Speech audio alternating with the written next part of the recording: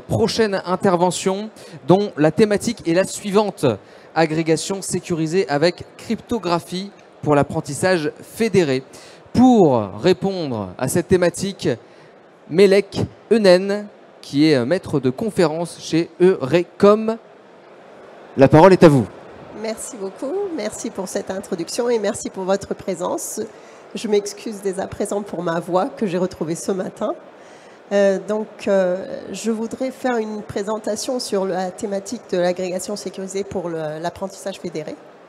Et moi, je suis chercheuse et enseignante-chercheur en fait, à Eurecom, qui est une école d'ingénieurs en sciences numériques. Donc on a 3 thématiques de recherche et un institut de recherche. 3 thématiques de recherche, donc 3 domaines de recherche. Les communications, donc 5G, 6G, etc. Sciences des données et la sécurité. Donc je fais partie du département sécurité numérique et je travaille dans le domaine de la cryptographie appliquée. Et donc depuis sous peu, je m'intéresse sur la protection des données pour l'IA et notamment pour l'apprentissage fédéré. Et qu'est-ce que l'apprentissage fédéré? Nous avons plusieurs entités qui voudraient collaborer pour entraîner un modèle IA pour des raisons surtout, enfin la plupart du temps c'est parce qu'ils n'ont pas assez de données, donc le modèle n'est pas assez efficace, assez performant. Donc ils voudraient joindre les forces pour pouvoir entraîner un modèle ensemble. Mais la plupart du temps, les données utilisées sont des données assez sensibles et peuvent contenir des données personnelles ou des données confidentielles. Donc ils ne devraient pas partager ces données, notamment à cause du RGPD, de la réglementation de protection de du droit de la vie privée. Pardon. Et donc l'idée, c'est de pouvoir générer un modèle sans pouvoir partager les données et tout en gardant les données localement. Et ceci a été déjà proposé par Google initialement, où on a en fait une entité centrale qu'on appelle l'agrégateur, et donc les entités qui voudraient collaborer pour entraîner ce modèle. L'agrégateur initialise un modèle avec des paramètres d'initialisation, envoie ces paramètres d'initialisation à toutes ces entités-là, et ces entités-là vont en fait entraîner leur modèle en se basant sur leurs données. Et les paramètres qu'ils vont obtenir à partir de cet entraînement, ils vont envoyer ces paramètres-là à l'agrégateur. Donc les données ne sont pas envoyées, les données restent sur place, seuls les paramètres sont envoyés à l'agrégateur. Ensuite, l'agrégateur qui va recevoir les paramètres de chacun de ses clients va en fait calculer une moyenne de ces paramètres pour obtenir un modèle qu'on appelle agrégé. Et ceci en plusieurs, ce qu'on appelle époques d'entraînement, plusieurs périodes d'entraînement, jusqu'à converger à un modèle assez efficace. Ceci est utilisé en ce moment technologiquement. Hein. On a 2 versions d'apprentissage fédéré, ce qu'on appelle le cross-silo, où on a en fait des entités qui sont assez, qui ont assez de ressources. Donc on peut penser à des hôpitaux par exemple, où ils ont beaucoup de données. Enfin, beaucoup de données. Donc, ils ont un certain nombre de données et peuvent se permettre d'entraîner le modèle sur place et puis envoyer donc juste les paramètres mis à jour. Ou bien ce qu'on appelle le Cross-Device Federated Learning, où en fait on parle des individus qui se promènent avec leur smartphone et qui aussi participent à l'entraînement d'un modèle global, genre pour Google par exemple, pour la prédiction d'une trajectoire. Et donc Google a proposé ça pour l'apprentissage fédéré, pour protéger la vie privée donc, de ces entités-là, puisque les données d'entraînement ne sont pas divulguées. Seuls les paramètres sont divulgués. Malheureusement, ceci a été immédiatement attaqué, puisque en ayant accès juste aux paramètres et non aux données d'entraînement, on pouvait, par certains types d'attaques qu'on appelle Membership Inference Attack, inférer en fait les données d'une certaine entité qui a participé à l'entraînement du modèle. Et pour cela, donc pour prévenir ce problème, nous sommes intéressés à une solution d'agrégation sécurisée qui consiste en fait à recevoir. Donc l'agrégation sécurisée, ça existait depuis bien longtemps. L'idée, c'est de pouvoir envoyer des informations individuelles à un agrégateur de façon confidentielle, et l'agrégateur vous calcule la somme des informations reçues sans avoir accès aux données individuelles. Donc l'agrégateur n'a seulement accès à la somme et non aux informations individuelles. Donc les applications, on avait commencé par des systèmes d'élection en fait, donc combien un candidat a eu de votes sans savoir qui a voté pour qui. Ensuite, ça a évolué à des mécanismes de scoring pour des applications multimédia par exemple. Je me suis intéressée sur les smart metering où on a des capteurs en fait qui envoient des informations. Donc là, c'est plutôt des entiers. Et donc maintenant, les mécanismes d'agrégation sécurisée sont utilisés pour le federated learning où les paramètres du modèle ne sont plus des entiers, mais des floating points, donc des nombres réels. Et donc on va devoir, on est face à de nouveaux challenges, disons. En termes d'agrégation sécurisée, on peut parler de deux modèles de sécurité. Le premier modèle, le plus basique, où on suppose que tous les participants, donc les clients et l'agrégateur, sont honnêtes mais curieux, ce qui veut dire que l'agrégateur suit le protocole correctement, mais voudrait savoir en fait quelle entité envoie quelle information. Donc on voudrait prévenir juste la confidentialité en fait de ces données individuelles ou de ces paramètres individuels. Dans un deuxième modèle un peu plus complexe, on suppose que l'agrégateur ou l'utilisateur ou le client peut être malicieux. Et dans ce cas, on voudrait effectivement garantir non seulement la confidentialité des données individuelles, mais également l'intégrité du modèle, l'intégrité de la somme calculée, sans pouvoir, encore une fois, avoir accès aux données individuelles. Oh là là, ok. L'agrégation sécurisée, on peut le définir en 3 phases. La première phase consiste en une installation, en un setup où chacune des entités reçoivent leur matériel de clé. Donc chaque client reçoit ou génère, ça dépend du protocole, une paire de clés ou une clé. Et l'agrégateur va avoir sa clé d'agrégation qui va lui permettre de retrouver la somme sans avoir accès aux données individuelles.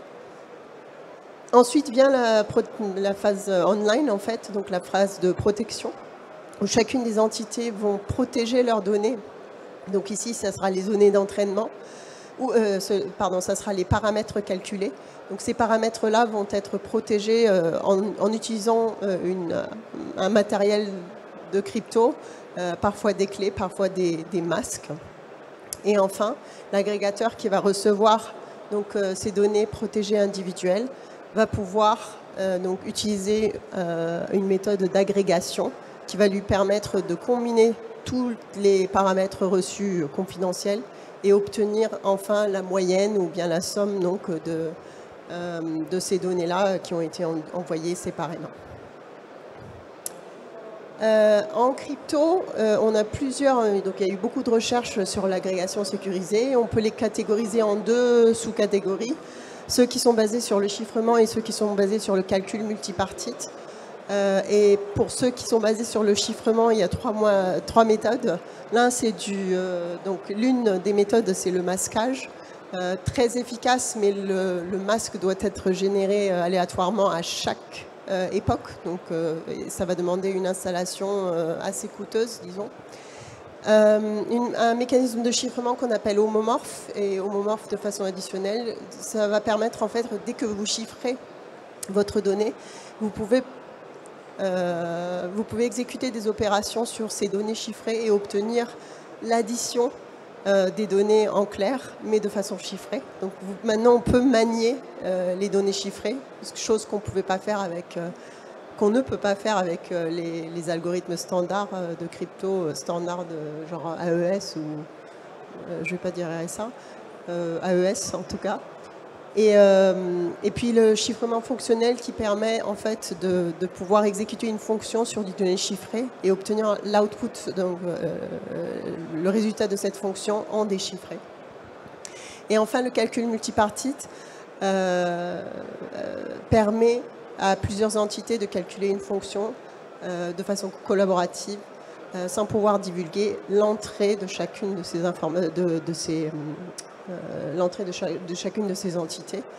Et ceci notamment via la méthode de secret sharing où en fait on split les secrets en plusieurs secrets et on envoie ça à plusieurs entités et c'est ces entités-là qui vont collaborer pour obtenir enfin l'output de la fonction. Ici, ça sera la moyenne des paramètres du modèle. Donc, dans notre coupe, on s'est intéressé donc sur l'application de l'agrégation sécurisée pour l'apprentissage fédéré. Et en fait, on s'est intéressé sur deux challenges, qui est la robustesse et la vérifiabilité. Je vais en parler un peu plus. Ouais, excusez-moi, j'ai raté ce slide, c'est très important. Donc, on a analysé les challenges concernant l'utilisation de l'agrégation sécurisée pour le Federated Learning. Et on a identifié plusieurs différents challenges. Le premier étant donc le privacy. Donc ça, je l'ai déjà dit, si on divulgue juste les paramètres et non les données d'entraînement, on peut quand même retrouver les données d'entraînement par des attaques de type membership influence. Ensuite, on a un problème aussi de setting d'apprentissage fédéré. Donc ça sera le challenge 2 ici. Où si on est dans le cadre de cross-device, comme je disais, on aurait plusieurs données d'entraînement, donc un grand nombre de clients qui participeraient, et ceci va engendrer un coût important, et si on utilise la crypto en plus, donc ça va être horrible. Et enfin, on parle de modèles d'IA, donc on parle d'un grand nombre de paramètres, et ceci va également avoir un coût si on utilise une couche de chiffrement en plus de cela, avec des vecteurs d'1 million de paramètres. Et des paramètres réels et non entiers. Donc ça, c'était le challenge 3 aussi. Un autre challenge qu'on a identifié et qui n'existait pas dans le cadre des réseaux de capteurs, c'est la robustesse. Donc ici, surtout dans le cadre du cross-device, du scénario cross-device, des clients peuvent quitter ou joindre l'entraînement à une certaine époque. Et ça peut poser des problèmes si on utilise la cryptographie. Et nous sommes intéressés à ce problème-là. Et ça peut carrément casser le protocole. On peut ne pas entraîner le modèle si au moins un de ces clients ne participe pas à une certaine époque. Et enfin, donc c'est le modèle malicieux. Les utilisateurs peuvent tricher, peuvent empoisonner le modèle, soit pour générer des attaques de déni de service, soit pour générer des attaques qu'on appelle backdoor, pour pouvoir faire passer des informations, enfin pour avoir le modèle entraîné à leur façon et avoir accès à plus de privilèges comparé à d'autres clients, par exemple. Et l'agrégateur peut également tricher, peut être malicieux et peut mentir sur le résultat du modèle. Donc voilà les challenges que nous avons identifiés. Nous nous sommes intéressés à 2 de ces challenges. Nous nous intéressons toujours d'ailleurs. Donc l'un, c'est la robustesse, comme je vous ai dit. Si des clients ne participent pas à un certain moment à l'entraînement du modèle, ceci peut engendrer à ne pas avoir finalement accès à un modèle. C'est un gros problème en termes de cryptographie. Donc nous nous sommes intéressés là-dessus en collaboration avec Thales, avec un doctorant CIFRE, et puis actuellement avec l'INRIA aussi, un autre doctorant. Et enfin, on s'est intéressé également avec Ericsson, cette fois-ci, et Thales aussi, indépendamment, au problème des entités malicieuses. Donc, d'un côté, les clients qui voudraient empoisonner le modèle, mais comme maintenant tous ces paramètres sont protégés, il est encore plus difficile de détecter ces empoisonnements. ou bien l'agrégateur qui envoie en fait un modèle complètement falsifié qui n'a rien à voir avec le modèle agrégé. Et tout ça, bien sûr, donc, ces deux challenges-là ne doivent pas être séparés du challenge de mise à l'échelle. On parle encore une fois d'un grand nombre d'utilisateurs et d'un grand nombre de paramètres. Alors nous, on s'est intéressé, donc pour la première partie, on s'était intéressé sur les mécanismes d'agrégation sécurisés basés sur le chiffrement homomorphe. Donc comme je vous ai dit, chacun des clients ont une clé et utilise cette clé pour chiffrer leurs données. Et l'agrégateur a une autre clé qu'on appelle une clé d'agrégation qui, avec cette clé, peut déchiffrer, quand il agrège toutes les données reçues par les utilisateurs, par les clients, va pouvoir déchiffrer le résultat.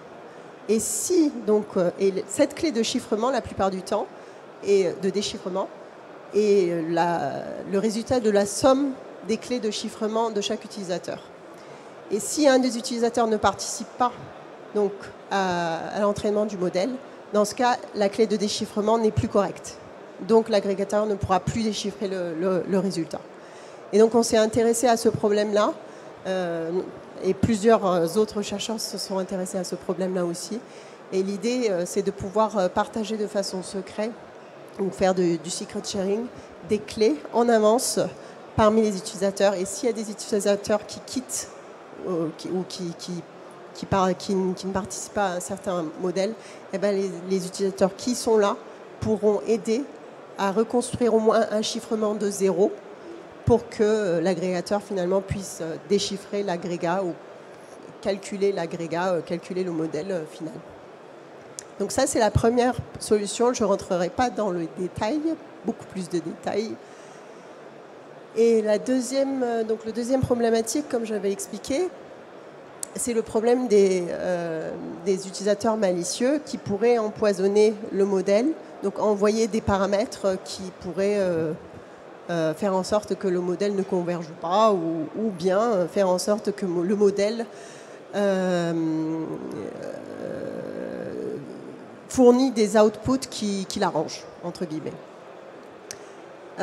Dans ce cas, ce qu'on propose, après, c'est pas le modèle idéal, c'est de pouvoir comparer chacun des paramètres, mais de façon oblivious, chacun de ces paramètres avec un seuil qu'on va déterminer par rapport à l'application, entre guillemets, et ceci, bien sûr, de façon sécurisée. C'est-à-dire que la comparaison va se faire par l'agrégateur, mais l'agrégateur ne doit pas avoir accès aux paramètres de chacun des clients. Donc les paramètres du client vont être chiffrés, mais l'agrégateur va quand même être capable de faire cette comparaison de façon oblivieuse. Pour cela, on va utiliser une technique qu'on appelle OPPRF. Je ne rentrerai pas dans les détails de ce protocole non plus. Mais l'idée, c'est celui-là. On va pouvoir comparer donc, les données reçues par un client avec un seuil de façon confidentielle. Et si effectivement cette comparaison, si ce modèle ou si ces paramètres sont inférieurs au seuil donné, dans ce cas, le client va pouvoir recevoir les matériels de sécurité nécessaires pour pouvoir converger à une agrégation correcte. Sinon, eh ben, le client ne pourra plus participer et l'agrégateur va pouvoir détecter qu'il y a un problème et va pouvoir enlever ce client du protocole de federated learning, d'apprentissage fédéré. Je ne vous ai pas parlé de la solution Eagle et Hall, qui consiste en fait à des protocoles de sécurité, des protocoles d'agrégation sécurisés qui ne tiennent pas compte des utilisateurs qui ne participent pas au protocole d'apprentissage fédéré. Donc c'est une autre manière de faire face aux utilisateurs qui vont pas participer à l'apprentissage fédéré. Et ceci de manière soit synchrone, soit de manière asynchrone. L'avantage, c'est qu'on tient compte juste des participants online. Donc on n'a plus besoin de reconstruire les chiffrements de zéro des participants offline. Et donc grâce à cela, on n'a plus de problème de drop-out, on n'a plus de problème de robustesse. Mais dans ce cas, on n'a pas encore considéré le problème de vérifiabilité, donc de ce problème d'acte malicieux de la part de l'utilisateur ou de l'agrégateur. Donc l'idée, c'est de pouvoir à la fin pouvoir faire tout en même temps, ce qui est un peu compliqué parce que ça reste quand même assez coûteux. On travaille là-dessus. Donc de pouvoir non seulement être robuste contre les utilisateurs qui ne sont pas connectés, et de pouvoir être robuste, entre guillemets, ou vérifiable contre les utilisateurs qui sont malicieux et contre l'agrégateur qui peut aussi mentir par rapport au modèle d'apprentissage fédéré. Voilà, donc c'est tout de mon côté. Si vous avez des questions, je suis prête.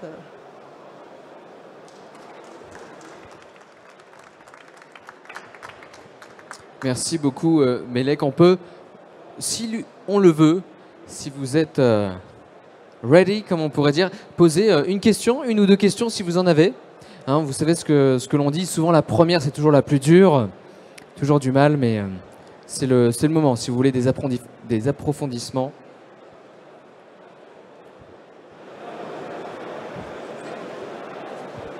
Oui, merci pour la présentation. Je m'appelle Raoul Gazon, je travaille pour Airbus Protect. Alors la question que j'ai concerne le protocole qui vous permet d'agréger les clés et justement si un des participants ne fait pas son boulot comme il le devrait, de perdre la clé en sortie. Alors je sais qu'il y a des mêmes considérations dans tout ce qui est génération de clés pour les signatures autour des blockchains, etc. Est-ce que vous avez regardé ce type de protocole-là? Est-ce que c'est les mêmes bases en fait que vous utilisez? Alors on a merci pour la question, donc on a deux manières de générer ces clés. Soit on utilise un centre de confiance qui n'est présente que pendant l'installation et après qui devient complètement offline, ou bien que les utilisateurs fassent ça en MPC, donc en calcul multipartite, et dans ce cas on utilise un modèle malicieux. Donc c'est un peu cette voie-là qu'utilisent les systèmes de blockchain. Merci.